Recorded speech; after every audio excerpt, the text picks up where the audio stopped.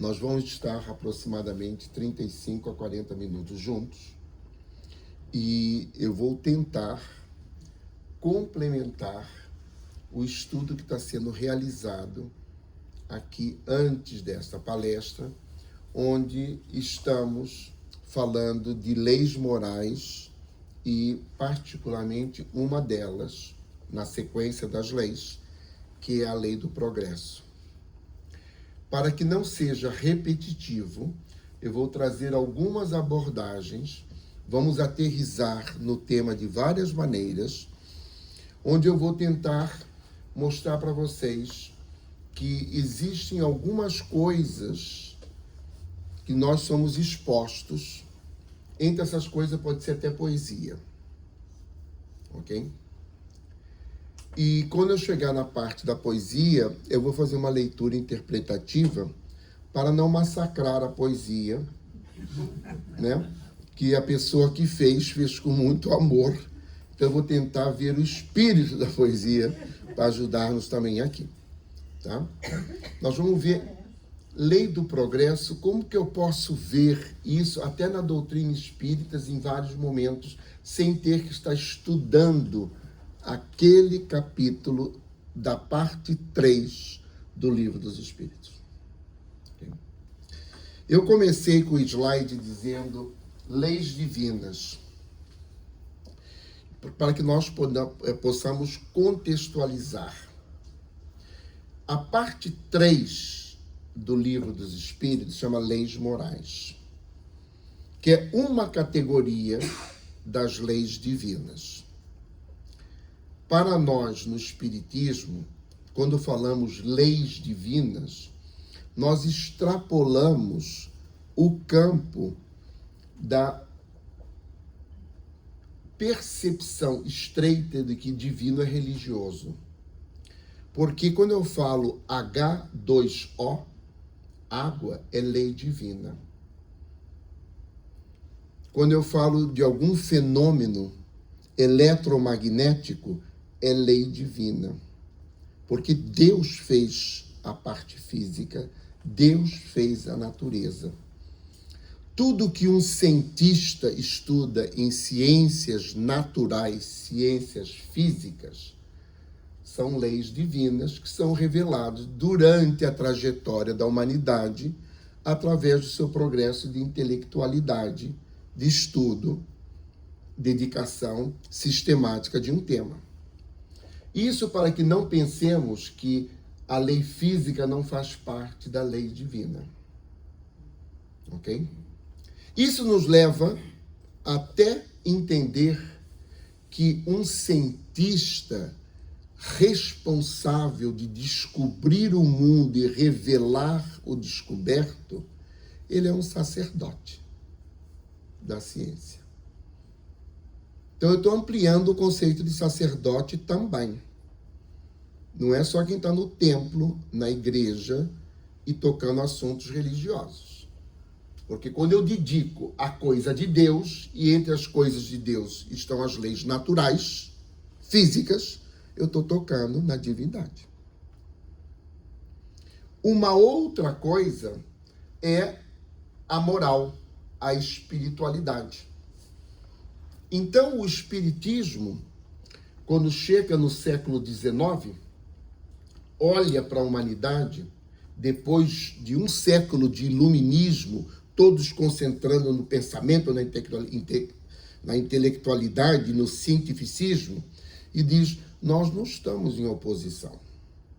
Existe uma ciência da matéria, mas a partir de agora vamos ter uma ciência do espírito. É outra metodologia. Eu não posso ler o espírito com os óculos da matéria ou a matéria com os óculos do espírito. Por isso que Kardec afirma que o espiritismo é um estudo sistêmico, sistemático, estruturado, metodológico, que vai tocar tema ética, religião, vai tocar temas fenomenológicos, ocorrência de manifestações de forças parafísicas, para ou extrafísica, e à vez laboratorial. Quando se começa a ver o que passa dentro de uma reunião mediúnica de maneira sistemática, descrever, fazer pergunta, codificar, está dando um corpo de ciência ao que antigamente só percebia como ocasiões, fenômenos ocorridos, mas não estudados.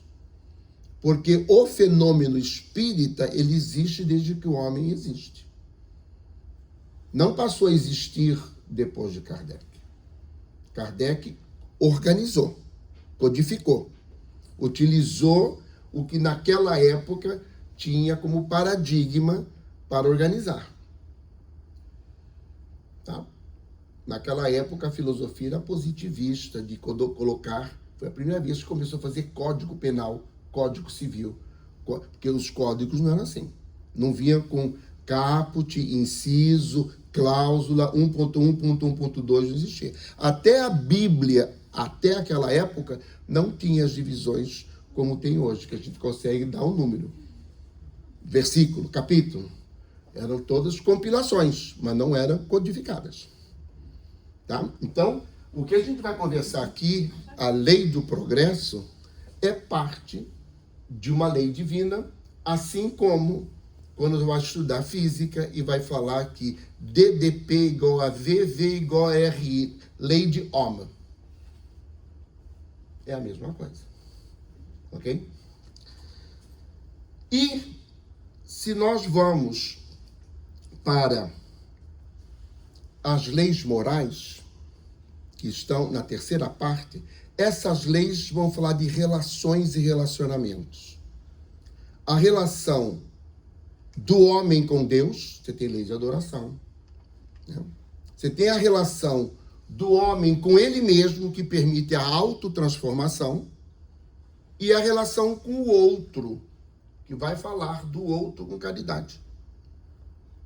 Então a gente vai analisar o homem nas leis morais nesses três aspectos. Onde é o ponto dela que ela está referindo-se a Deus? Onde é o ponto dela que ela está referindo o homem para ele mesmo, para transformar-se, libertar-se de todas as paixões, vícios e amarras de nós, né? Nós que eu falo, não nós, mas o nó, né? Isso no plural. E como que vai com o outro caminhar junto e progredir junto. Nós aqui vamos ver que, vamos imaginar que eu entrei na internet. Não estou mais na geração de pegar o livro dos espíritos. Entrei em Kardecpédia. Digitei no espaço livro dos espíritos e escolhi a língua portuguesa. Eu tenho várias línguas. Na fachada, que aqui deveria estar aparecendo, aqui tem a Kardecpédia. Coloquei lá, onde está a lupa, livro dos espíritos, e vem assim. O espiritismo é a ciência que trata a natureza, a origem e destino dos espíritos. Então, quando vai estudar o espírito, vai estudar esses três aspectos. Como que ele é composto, quais são os elementos, a natureza, no caso dele, né? De onde vem e para onde vai. Bem como de suas relações com o mundo corporal.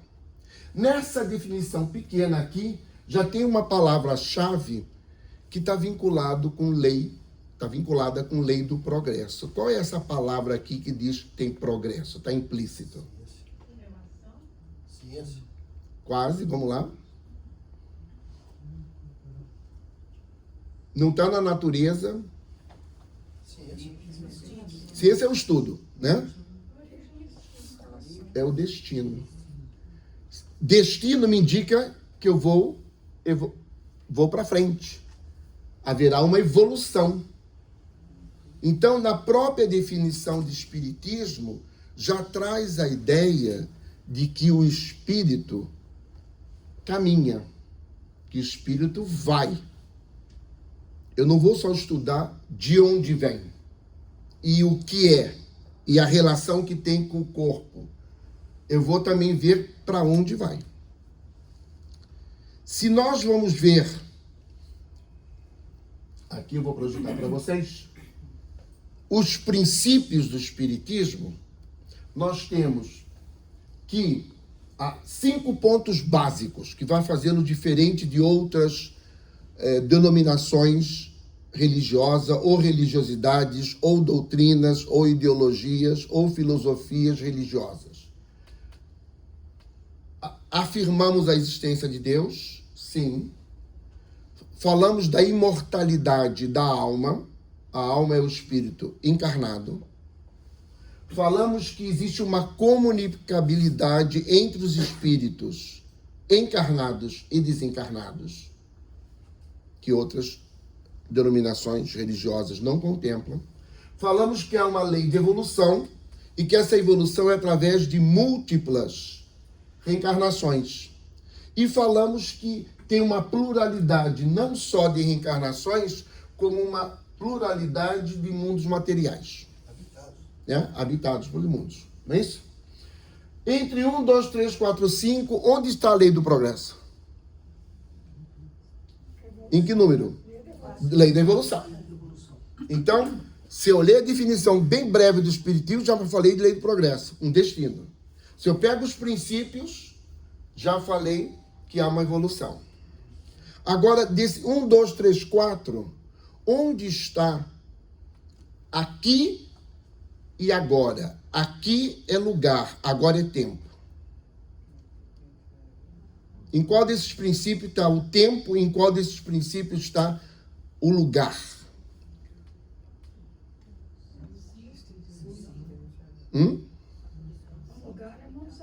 Mundos habitados. Né? Esse é o aqui. Agora é tempo. Onde está o tempo? Imortalidade. E se tem múltiplas reencarnações, estou jogando com o tempo. Então, já estou dizendo que a lei do progresso não está limitada em uma só existência. Tem vários aquis, que é mundos habitados. E vai ter vários momentos para o progresso, para progredir. Porque haverá reencarnações. Vai terminar essa evolução? É imortal. Tá? Vai ser uma progressão ou um progresso absoluto ou vai ser relativo? Porque se for absoluto, eu estou anulando o item 1.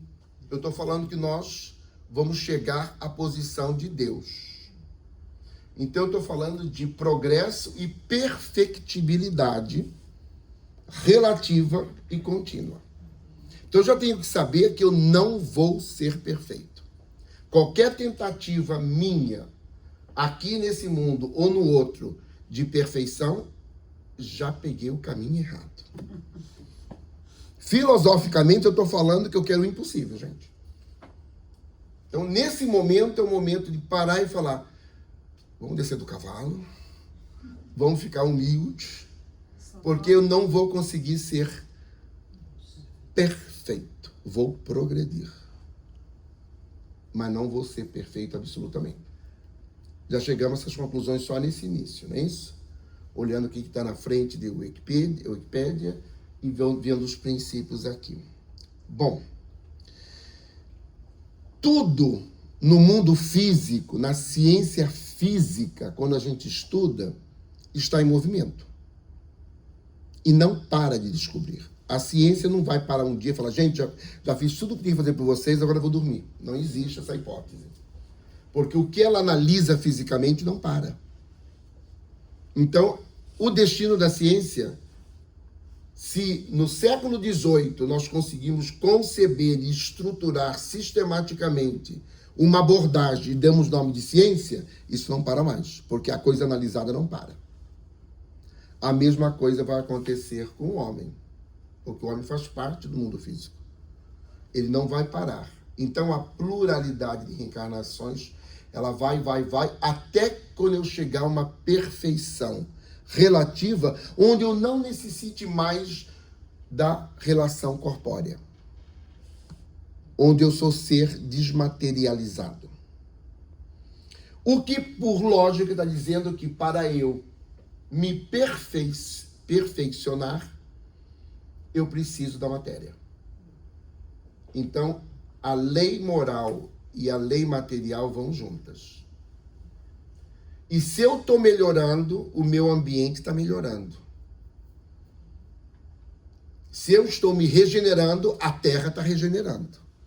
Não só em psicosfera, fisicamente, porque eu vou tratar a Terra como a minha casa temporária, respeitosamente, porque eu vou ter outras casas. O que quer dizer que quando eu chegar a um mundo mais gasoso, mais vaporoso, eu também sou espírito mais vaporoso e mais gasoso. Porque o meu corpo é o que está no elemento daqui. O meu perispírito se faz com o elemento onde eu vou ficar. Esse ambiente tem muito carbono. Então eu tenho muito carbono. Tenho hidrogênio, tenho água, né? Oxigênio. Mas quando eu vou evoluindo e vou perdendo materialidade, não necessito do mundo natural físico que não me venha dar a harmonia. Então, eu estou falando já por definição que o nosso progresso sempre vai ter por última causa a consonância, a integração, a congruência e a harmonia com o universo. Estamos acompanhando? Bom, mas nem tudo se continua assim, né? Coisas que eu quero que a gente analise agora, nesse momento.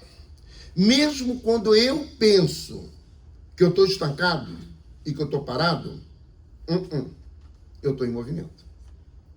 Eu posso não perceber o movimento, mas o meu espírito está em movimento. Até o momento em que, vamos ver, quando eu acho que eu estou perdido, eu estou encontrando-me.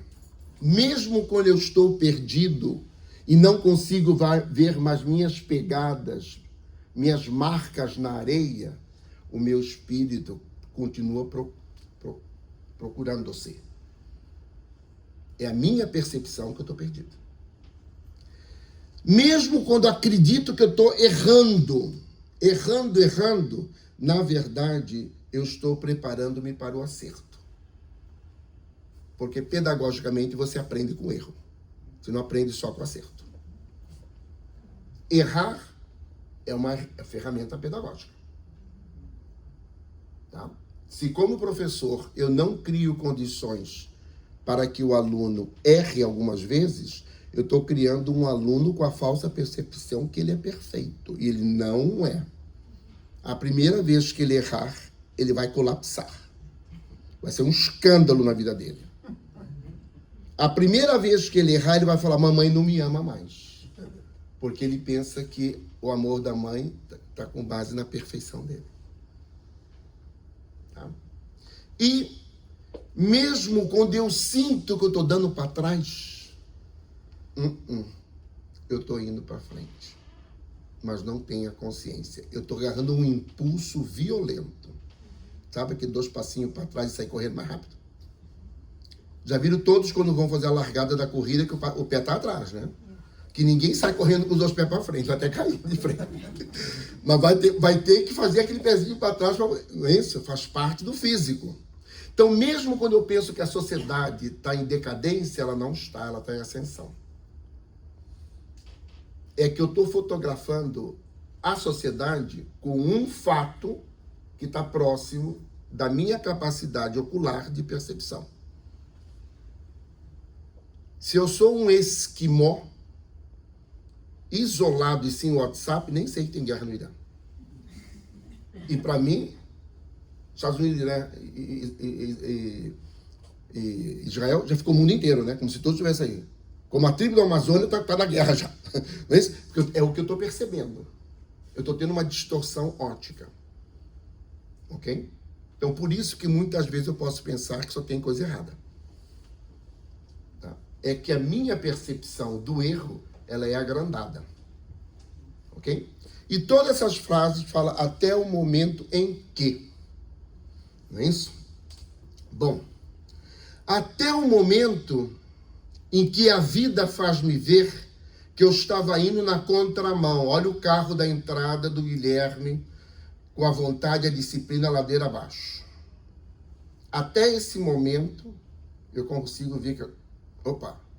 Até o momento que eu vejo que eu já não estava na contramão, eu estava fora da pista, mas estava na mão correta, mas estava fora da pista.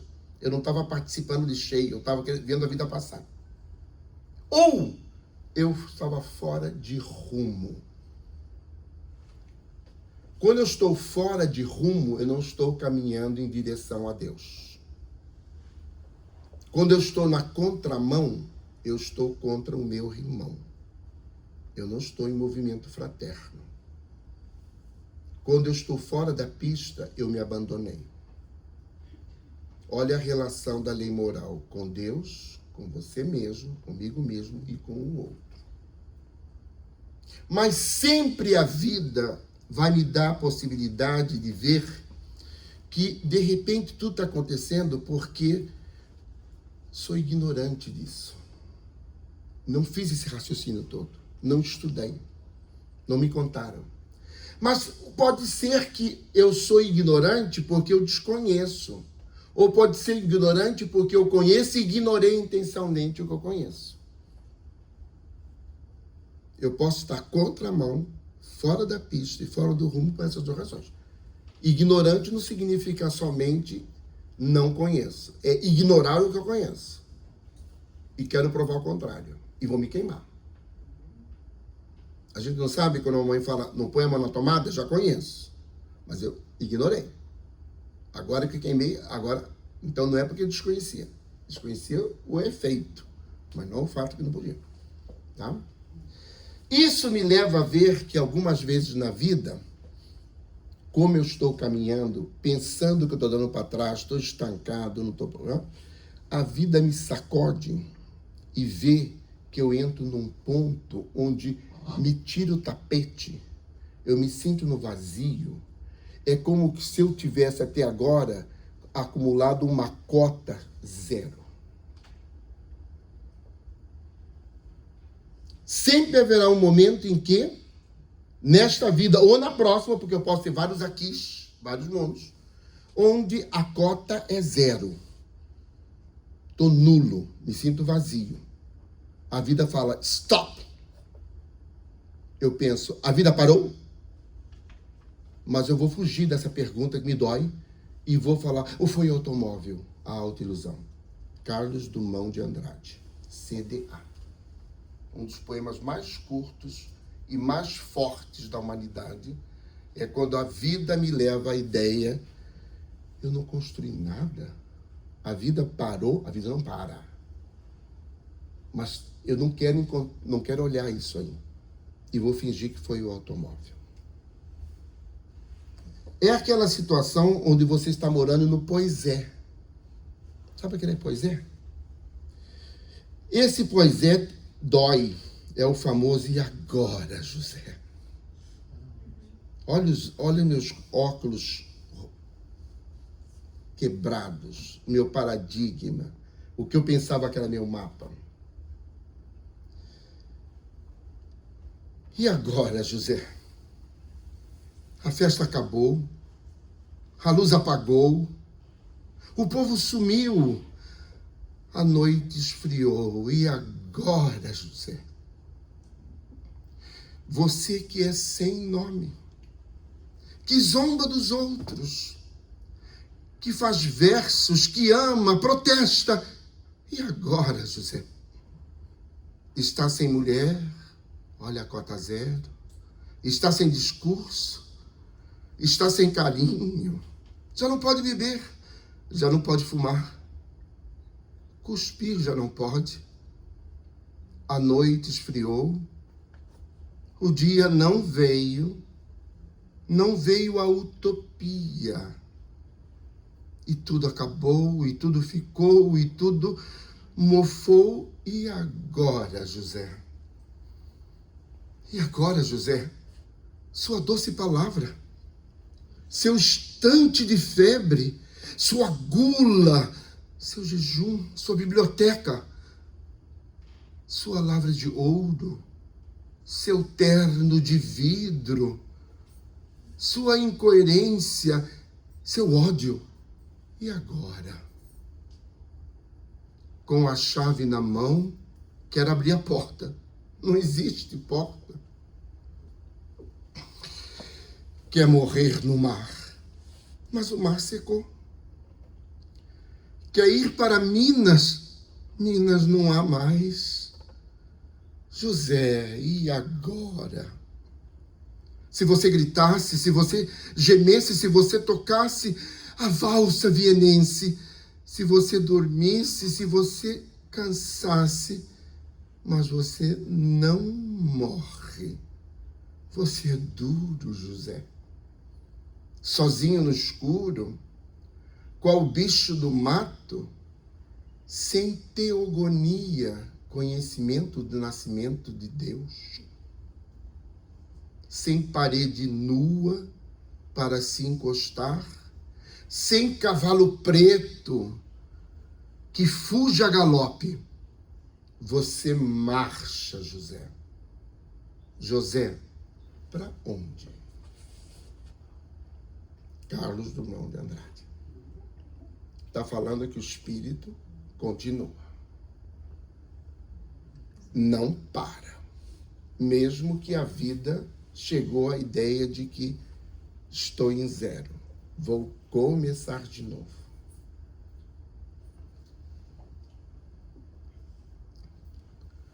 Que tipos de progresso nós temos que não nos deixa parar?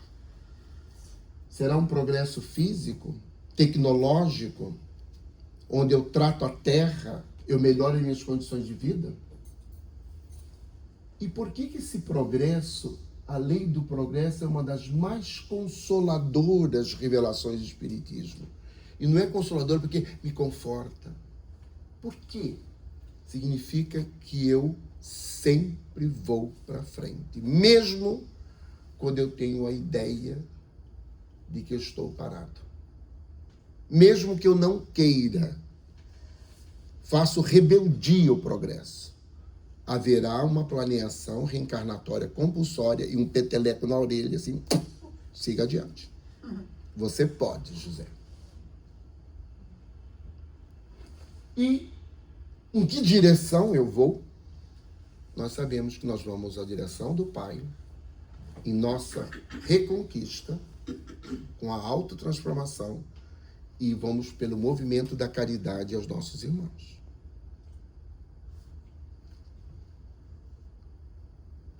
Que tipos? Eu tenho o progresso intelectual e espiritual que nós estamos estudando aqui no curso. 780 do Livro dos Espíritos. O progresso moral acompanha sempre o progresso intelectual? Vai junto? Resposta: o progresso moral decorre deste é intelectual. Primeiro vem o intelectual, depois o moral. Por que isso? Moral, ética é saber escolher. E para que eu escolha bem e exerça o meu livre-arbítrio, eu tenho que conhecer. Caso contrário, escolhem por mim. Não existe ausência de escolha. Alguém está escolhendo. Pode ser meus amigos, pode ser meus inimigos que colocaram uma arapuca, pode ser as pessoas que estão comigo na droga, as pessoas que querem me afundar porque já estão afundadas, os espíritos que não estão encarnados, mas que precisam de companhia. A miséria sempre pede companhia. Nós temos que nos programar. E aí vem: como pode o progresso intelectual engendrar, dar o movimento, conceber e proporcionar o progresso moral, fazendo compreensíveis o bem e o mal? Eu tenho que saber distinguir. Quando nós no Pai Nosso falamos não nos deixei cair em tentação, eu tenho que reconhecer a tentação. Se eu não reconheço, eu caio. E está no Pai Nosso, o discernimento. A gente, quando vai dormir, a gente diz obrigado pelo dia e mais discernimento para amanhã, para eu poder ver e entender o meu movimento. O homem, desde então, pode escolher. O desenvolvimento do livre-arbítrio acompanha o da inteligência. e aumenta a responsabilidade dos atos. Como é, nesse caso, que muitas vezes sucede serem os povos mais esclarecidos, os mais pervertidos também? Roma era super esclarecida. E olha a decadência. Nós não sabemos se nós começamos já um processo de decadência e não percebemos ainda. Mas deixamos de progredir? De repente vão ter que desacelerar o materialismo, o que conversávamos antes, o ter humano para passar a ser humano. Mais ser humano que ter humano. Cuidar mais do nosso autoencontro que cuidar das coisas que temos. E ficar com medo de perdê-las. E não tem fé. A fé é quando eu não quero perder-me da minha essência. A fé não é um exercício de manter o que eu tenho fisicamente. Porque tudo que eu tenho, o meu corpo, a minha vitalidade, a minha juventude, a minha beleza, os meus olhos, eu vou perder o corpo físico. Tá óbvio que eu vou perder. Se eu perco o meu corpo, como que eu não vou perder o meu apartamento? Como que eu não vou perder o meu matrimônio? Como que eu não vou perder? Gente, eu vou perder fisicamente eu mesmo. Isso é um grito, é um alerta para o ser humano. Tá? Até posso entrar numa ilusão plástica de querer preservar. Mas eu vou perder. Eu vou perder a visão. Eu vou estar com a minha cara esticada, bonita, mas os olhos de velho, a maneira de ver. E como vai contrastar com o esticado da cara, vai ficar mais velho ainda. Porque não está harmonicamente no contexto. Fica mais forte. Não é isso? E aí vem assim, o progresso completo constituiu o objetivo. Os povos, porém, como os indivíduos, só passo a passo vão atingir. Enquanto não se lhes haja desenvolvido o senso moral, pode mesmo acontecer que se sirvam da inteligência para a prática do mal. A gente sabe. A inteligência só vai praticar o mal porque não está querendo contemplar moral. O moral e a inteligência são duas forças que só com o tempo chegam a equilibrar-se. Isso vale para indivíduo e sociedade. Tá? Então vamos continuar aqui. Por que consoladoras? Eu sempre mudo para melhor. Mesmo quando eu erro. É pedagógico. Eu estava no estado A, queria para o estado B. Isso significa aprendizagem. E fiquei em A'. Não cheguei no B. Já saí do A. Mas não cheguei no B, que é a aprendizagem completa. Já sei o que eu não posso fazer. Já tive o modelo de não ser. Mas eu quero o modelo de ser. Mas já me deram o modelo de não ser. E com a inteligência já consigo fazer. Sou diferente daqui, então estou chegando mais próximo de ser. Tá? E o que é mais interessante, que a primeira pergunta das leis espirituais morais é: quanto mais próxima delas, mais feliz você é. Então, como que não é consolador saber que reencarnar é dar um passo para frente, mesmo errando? Porque você melhor e vou estar mais próximo da felicidade. E mesmo que não for aqui, não tem vários aqui? Eu volto para o plano espiritual e volto a encarnar. Não existe eu dar para trás. Então, só não existir de eu dar para trás, como princípio da doutrina, já é motivo de agradecer. É o Paulo de Tarso falando: agradeça por tudo. Tudo que vai acontecer já moveu o seu corpo e o seu espírito para melhor. Mesmo fazendo uma barbaridade. Eu faço 200 plásticas e fico totalmente transformado com uma cara de felino, de leão inchado. E agora eu fico amargurado que eu não consigo desfazer isso, mas a morte vai desfazer isso. E eu já aprendi que eu não tenho mais que fazer isso. Eu dei um passo para frente. Doeu, mas dei um passo para frente. O famoso aprender com amor ou aprender com desamor. Então, é consoladora. Sim ou sim é consoladora a doutrina. E isso é importantíssimo. Todos nós estamos um movimento em direção a Deus. Mas a gente já viu que para chegar a Deus a porta não é larga, ela é estreita. A porta larga entra muita luz e me cega. E eu nem consigo sair do lugar. Já viram um animal na estrada quando o foco do carro vai na cara dele e fica paralisado. É assim. Ainda é o meu instinto. Eu preciso do claro e escuro para saber onde eu vou.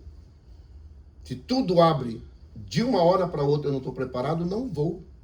Eu vou aprender que excesso é perigoso. Até de luz é perigoso. Eu posso entrar num fanatismo e me cegar. Se eu entro no fanatismo, o outro não vai existir. O meu movimento não é para com Deus, para comigo e para com o outro. Se eu entro no fanatismo do meu raciocínio, eu vou querer ter sempre razão. Já escolhi o outro. Se eu tenho que ter razão sempre, o outro não existe, porque eu estou cheio de mim. Até a razão vai seguir o princípio da matéria, porque pensamento é matéria. Dos corpos não vão ocupar, mesmo pulverizados e quintessenciados. Então, isso é importante para a gente aqui. Tá? Eu vou colocar uma frase de Emmanuel. Nos caminhos da vida, cada companheiro portador de expressão intelectual um pouco mais alta converte-se naturalmente em voz imperiosa para os nossos ouvidos. Olha a importância da humildade.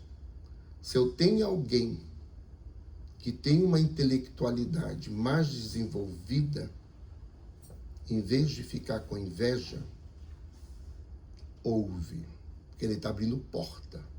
É luz que está entrando. E cada pessoa que segue à frente de nós abre portas ao nosso espírito. Então, na verdade, a outra lei que nós lemos é a lei da sociedade. Se eu não sigo quem é melhor que eu, bem seja intelectual e moralmente, eu fechei a porta. Vou aprender? Vou, porque vou bater com a cara na porta. E não me vão abrir portas. Então, aqui, o princípio, se cada um é um, se cada um está num processo de desenvolvimento, não significa que é o mesmo processo. De repente, quem está comigo, como amizade, ou como esposo, ou como namorada, tem uma área mais desenvolvida que a minha, e eu tenho uma área mais desenvolvida que ela. Se eu não estou olhando esta área, eu estou negando a aprendizagem orgânica natural de seguir. Emmanuel fala isso para a gente, e no caminho verdade e vida. Ainda que não o percebamos, tem alguém já com a luz na mão. Não existe que eu estou somente na escuridão. Eu estou projetando a minha escuridão para o ambiente. Mas na vida em sociedade, onde há dois, Jesus não está. A menor sociedade é essa, dois. Jesus não falou que ele ia estar, então tem luz. Mesmo dois viciados, onde há dois, tem uma luz. Basta que um abre a primeira fresta. Então, sempre vamos estar no caminho da luz. Tá? Voltando ao quadro inicial, as 3 direções, aí estão. Destino 1, meu ego e meu ser. Destino 2, nossos irmãos. Através de nossos irmãos chegamos a Deus. Posso sair do destino 1 ao 3? Jamais. A lei do progresso não deixa você progredir se você não faz alguém mais progredir. Pode até ficar em meditação transcendental com os 2 braços para cima, mas não vai levitar. Vai ter que pegar o braço de quem está na frente, porque é superior que a mim, tem que humildemente entender e pôr o braço para baixo. E aí vamos subir um assim. nessa posição esotérica, bonita, não vai conseguir sozinho. Vale a intenção, mas não vai conseguir. Tá? Então, aqui nós temos 785, onde qual é o maior obstáculo? Que sabemos? O orgulho e o egoísmo. Tá? E refiro-me ao progresso moral, porquanto o intelectual se efetua sempre. À primeira vista, parece mesmo que o progresso intelectual duplica a atividade daqueles vícios, desenvolvendo a ambição e o gosto de riqueza, e que seu turno incita o homem a aprender pesquisas que lhes esclarecem o espírito. Até mesmo quando eu estou no caminho equivocado, eu estou adquirindo habilidades, estratégias, que uma vez que eu passe por bem, eu vou catapultar. Errando, eu vou mover-me na direção do progresso. Mas preciso do momento da chave virar. Tá? Assim é que tudo se prende no mundo moral, como no mundo físico, você aprende, né? E que do próprio mal pode nascer o bem. Até o mal pode levar para o bem. Essa é a grande certeza, que não existe a história que no fim o bandido vai ganhar. Porque até o bandido me vai ensinar a estratégia dele. E aí eu, com a boa vontade, com a disciplina, eu dou a volta por cima do bandido. Então, eu não posso viver longe do bandido. Jesus vivia perto do escriba que cobrava imposto, agrandado, para ficar com a diferença. Ele está perto do bandido. Nós não vamos purificar-nos só ficando no meio puro. Eu preciso da treva para poder entender o que é luz. Senão eu perco a noção do caminho. Vou sair da pista. Tá? A experiência humana não é uma estação de prazer. Tudo que José perdeu, e que ele tinha, até o estudo de Deus, a teogonia, ele perdeu. O cavalo preto dele ele perdeu. Tudo ele perdeu. Porque a experiência não é uma estação de prazer. O homem permanece em função do aprendizado. E nessa tarefa é razoável que saiba valorizar e a oportunidade de aprender, facilitando o mesmo ensejo aos seus semelhantes. Não vou sozinho. Se eu sei, eu tenho que ensinar. Ensinar é autossalvação. Ok? Não façais por contenda, não por vanglória, mas por humildade. Não é que eu vou conseguir para ser aclamado, para ser vangloriado, ou vou conseguir para provar o outro que ele está errado. Eu estou na guerra do ter, até do ter razão. Eu preciso estar na guerra do ser, não do ter. Que a guerra do ser com o semelhante, eu passo a conviver. Não existe conviver com dois com vontade de ter. Um exclui o outro. Tá? Continua trabalhando em teu mistério, recordando que servir aos outros com humildade, sem contendas e vanglórias, Jesus foi tido por imprudente e rebelde e traidor inimigo do povo, recebendo com a cruz a coroa gloriosa, mesmo estando no caminho certo.